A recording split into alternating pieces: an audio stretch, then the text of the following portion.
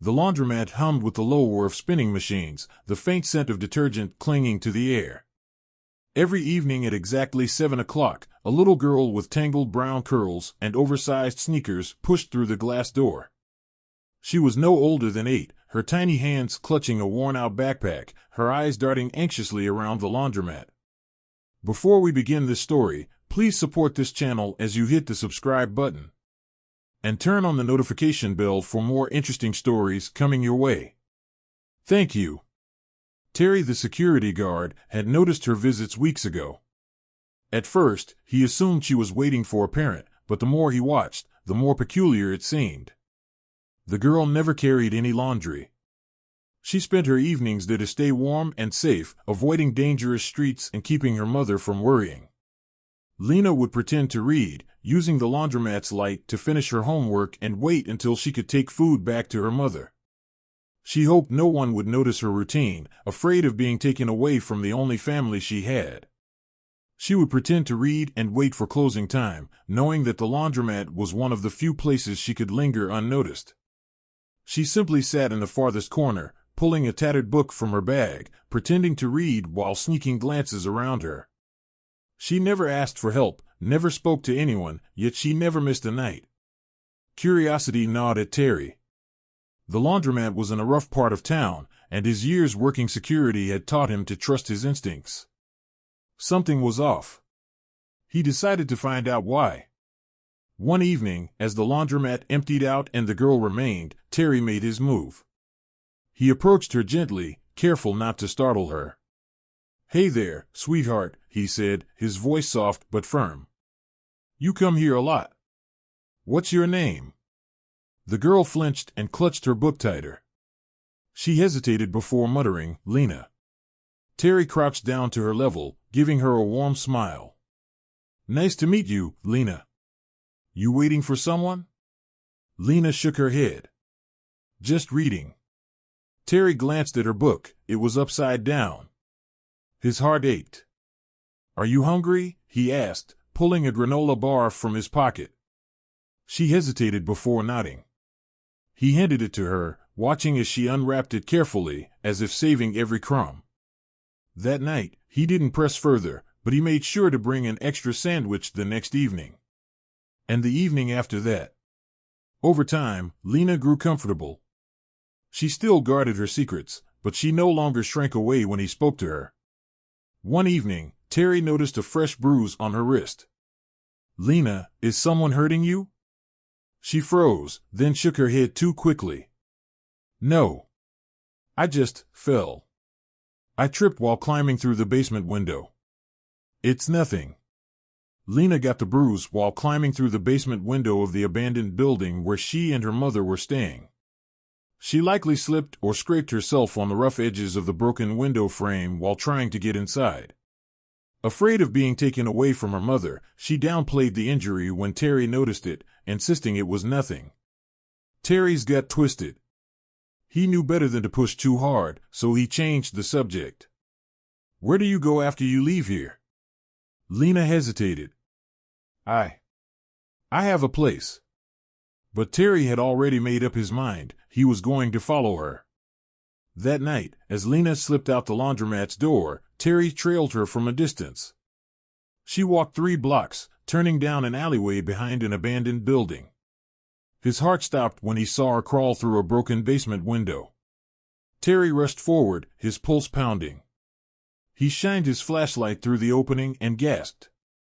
Inside, huddled beneath a pile of old blankets, was a young woman, likely in her late 20s, her face pale and gaunt. Her lips were cracked, her eyes hollow. She stirred weakly as Lena shook her. "Mama, I brought food," Lena whispered, holding up the sandwich Terry had given her earlier. Tears burned in Terry's eyes. The little girl wasn't just spending her evenings at the laundromat. She was surviving, providing, and protecting. Terry swallowed the lump in his throat and cleared his voice. "Lena, your mama needs help." Lena spun around, her eyes wide with fear. "No. We're fine. Please don't take me away from her." Terry's chest tightened. "Sweetheart, I promise no one's taking you anywhere." But your mama, she needs a doctor. And you need a safe place to sleep.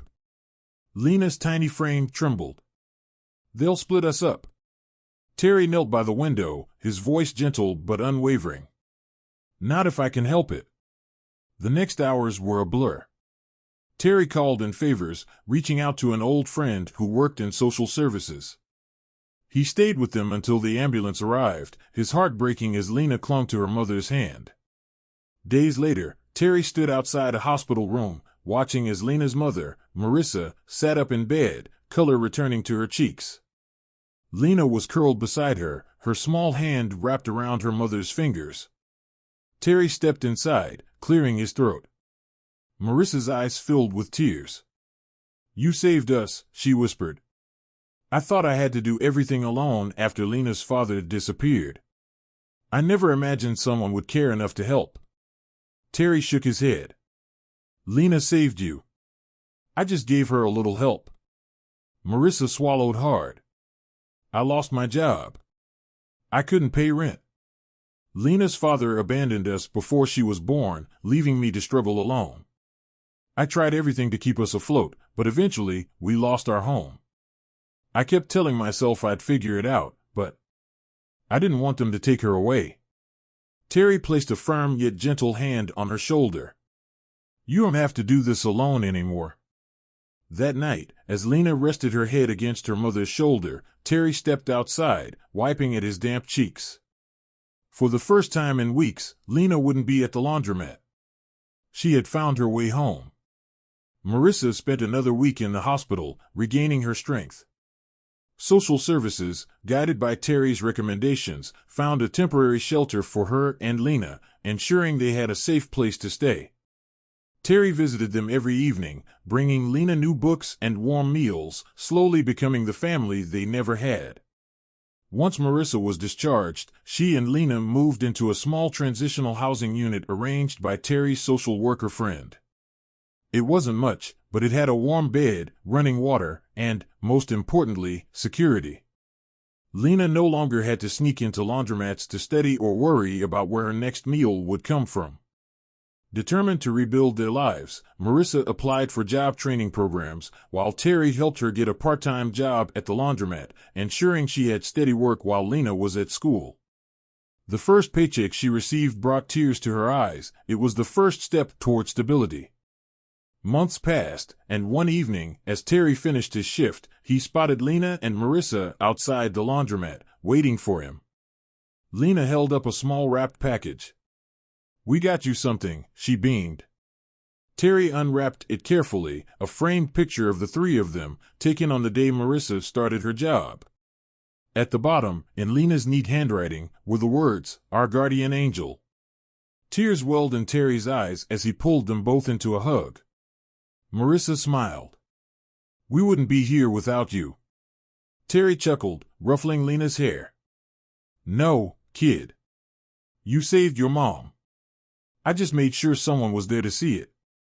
That night, Terry sat alone in his small apartment, the dim glow of a single lamp casting long shadows across the room. In his hand, he held an old photograph, edges worn from years of handling. The picture showed a woman with warm brown eyes and a little boy with the same dimpled smile Terry once had. His wife, Emily, and their son, Jacob. He traced their faces with his thumb, his chest tightening. It had been nearly 8 years since the accident, a rainy night, a drunk driver, a phone call that shattered his world.